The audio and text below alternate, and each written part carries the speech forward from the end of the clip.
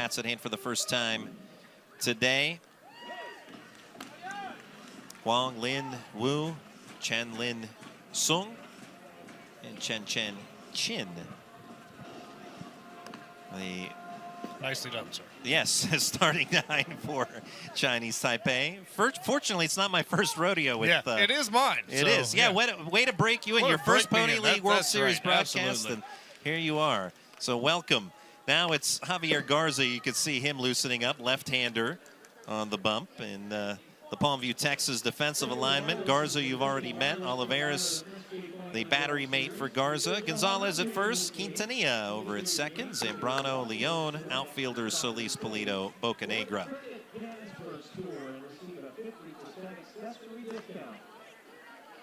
Huang Zihong ready to step in for the first pitch in the bottom of the first inning, and he'll make his way toward home plate. Now, great to have you with us, PLWS.TV, the great folks at Pikewood Creative who do just a fabulous job with these telecasts, and WVRC Media.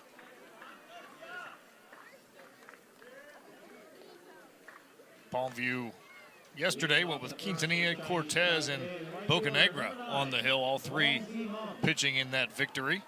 And today they'll send Garza to the mound here to start things off. Huang Zihong, a right fielder for Chinese Taipei. Now, Chinese Taipei last time here, 2022, won the championship. We mentioned they fell to Johnstown 4-2 in the second game of the tournament, but bounced back by beating Bay County 12-0, defeated Johnstown 7-3, and then again 6-1. So it turned into a best-of-3 series, and then finished off Monterrey, Mexico for the championship 4-1. First pitch strike from Garza to open up the bottom of the first. Scoreless game so far. Right out of the gate, get a lefty-on-lefty matchup here. Sunsplash day in Washington, PA. 0-1 from Garza inside. Chinese Taipei in the Asia Pacific Zone Championship, able to defeat Indonesia, the Philippines, and Japan twice.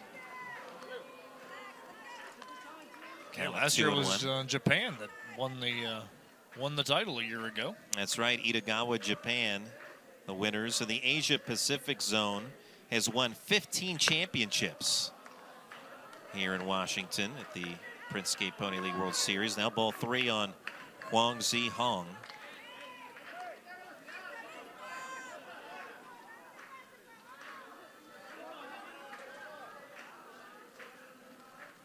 (3-1) looked at for a strike. Count runs full. Garza happy to get that pitch. Those last couple were not near the strike zone. Payoff. Inside ball 4, leadoff walk for Chinese Taipei. And now it's where you see the wheels start to get into motion in terms of the small ball. Right. You get that leadoff walk. And I mean, it's really, it's like Moneyball, right? You're getting, sure. How do you get on base? Move runners over, bring in runs. They're fine with sac bunts, sac flies. They want to take that 1-0 lead early, and it's death by 1,000 cuts. Right, and it's definitely a different style than what we're used to seeing on a daily basis, with the bunt fading away in this game. But you'll see some here today, I'm sure. First one misses high to Lin Liang Kai.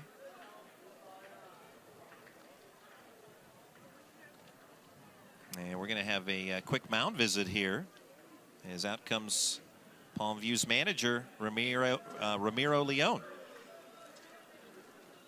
I always love looking down through here and finding out the favorite MLB players of some of these guys. And just two I got to point out off the bat is Randy Johnson appears on this list. All right. I like it.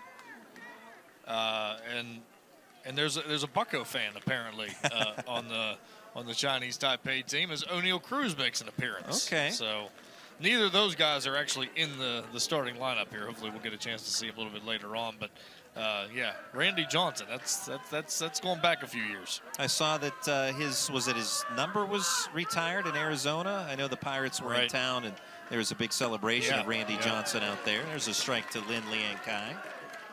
Paul Skeens, of course, he's a guy that you'll see. If he's not on those lists now of favorite players, he will be soon. Right, yeah.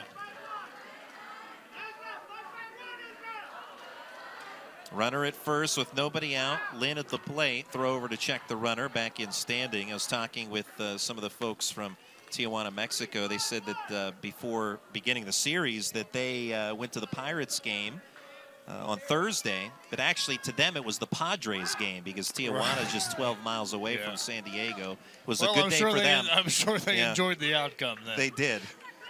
Maybe some of the few at PNC Park that day.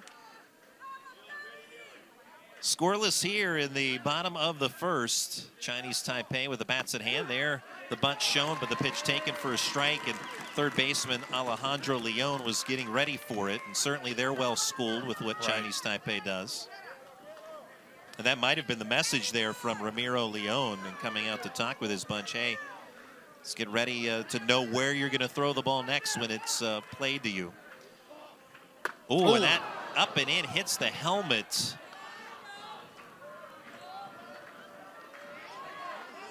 Lin gonna get checked on.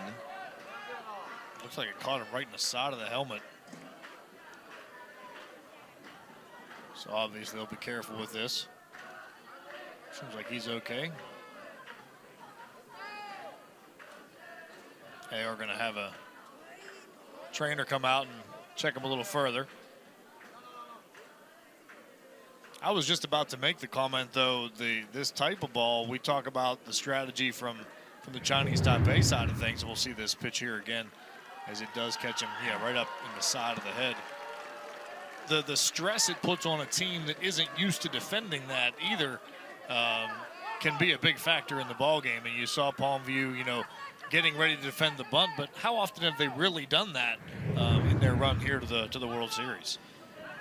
For me personally, maybe I'm old school that way, but I still like the bunts and moving runners over. I don't disagree at all. Anytime, especially at this age group or in high school as well, that if you can apply pressure on the defense by moving runners in a variety of ways, and it doesn't have to be sack bunting, hit runs. I mean, you can use the running game in a variety of ways, pitch low for a ball. I am all for that. I love to apply pressure on the opposing team if I can. Because, again, at this age level or high school, more often than not, you're going to see the ball thrown around a little bit. Sure, absolutely. Wu Chie Zhui at the plate. He shows bunt a couple of times, pitch in the dirt. Now they've got the runner between first and second hung up, and now both runners going to take off and be safe. And the throw into third gets away for a bit, but it is backed up. But it will turn into a double steal, not the way you drew it up, but Lin got hung up between first and second, but that throw, he was so far towards second base. When the throw went to first, his only play was to go to second, and he was so close to second already there was not going to be a play, and that allowed, of course, Wong to head on over to third as well. It all works out great for the Chinese Taipei team. So now two in scoring position with nobody out. Wu Chie Zhui awaits the offering from Garza. It's outside for a ball. 3-0. And going back to the earlier part of our conversation, applying pressure on the defense, where do you go with the ball? Right. And just that little bit of a hesitation cost Palmview. 3-0, a strike. Yeah, and I'm sure in the catcher Olivares' mind, he's throwing to first and he's thinking the runner's going to have to come back and get in a rundown, but he was already so far towards second that they didn't have a chance to get him that way. 3-1, swinging away and fouled off on the right side of foul territory, first base side. Count full to Wu Chie Zhui.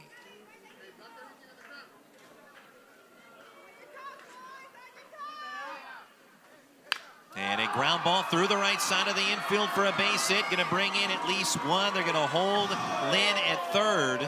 Very close play at first from right field. I don't know about that one, to be honest with you, Randy. We'll get another look at it. There you see the ball just push through the right side, and coming up throwing was Bocanegra. Oh, my. Yeah, looking at it live, I thought he may have been out. And I think he was, looking at the replay. Yeah, on a hop and played well by Gonzalez. We're going to see not an argument, but a conversation about this. First base umpire Dave Streifler going to be paid a visit here. I mean, on the surface, it looked like a standard RBI, maybe even a 2-run single. As it stands, they only get 1 run out of it, and then great play by Bocanegra out in right field to even have the awareness to try to get that play at first base. I mean, what looks like is going to be a single for sure, and he actually gets that ball to the bag before the runner. And another question is, why does Wu not run through the bag? Why is he stopping short of first base?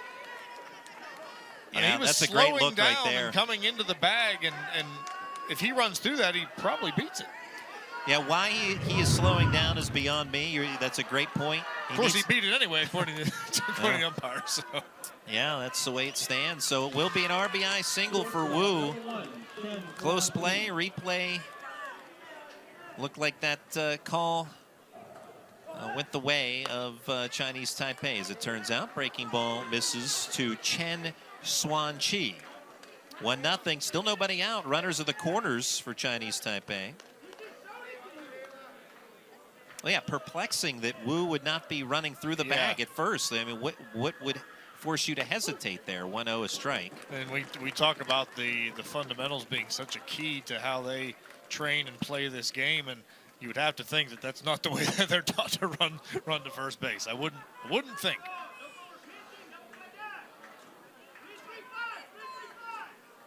So with 2 on and nobody out, pickoff throw in there, sliding in safely is Wu.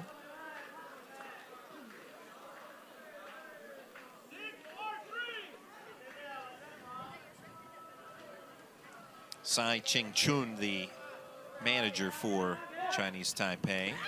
Check swing going around for strike 2.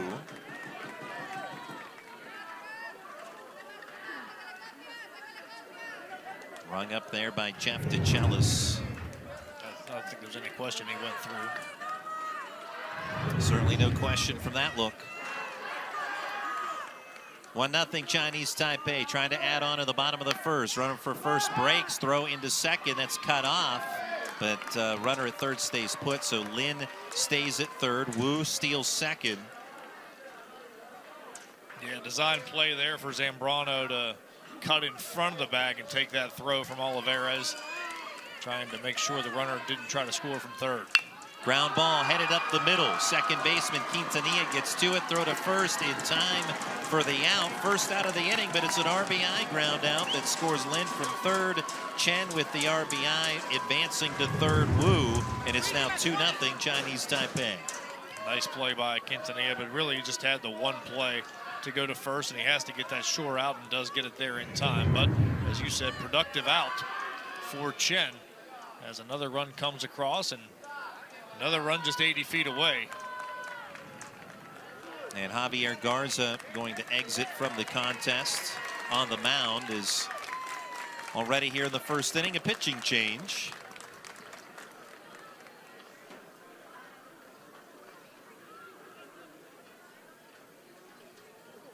I'll tell you about the new hurler here in a moment as we get these changes to the press box shortly.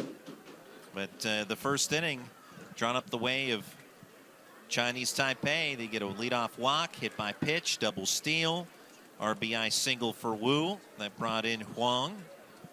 Then the RBI ground out for Chen, scoring Lin. So small ball successful for Chinese Taipei with the 2-0 lead, and only one hit thus far.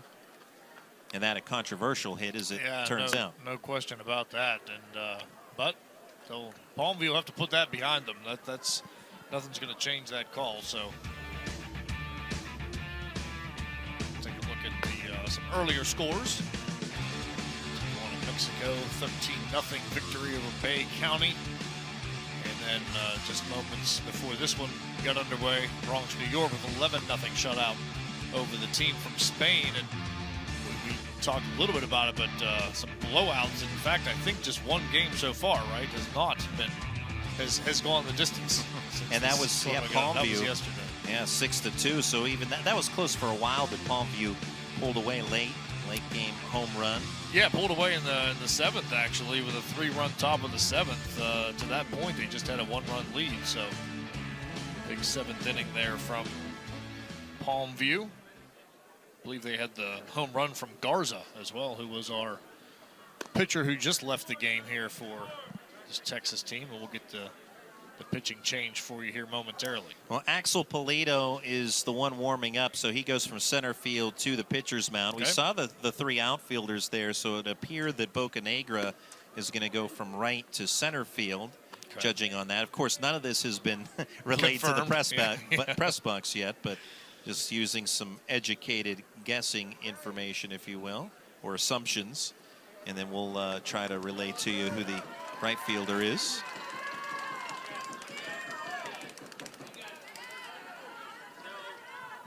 And we're going to get that information now.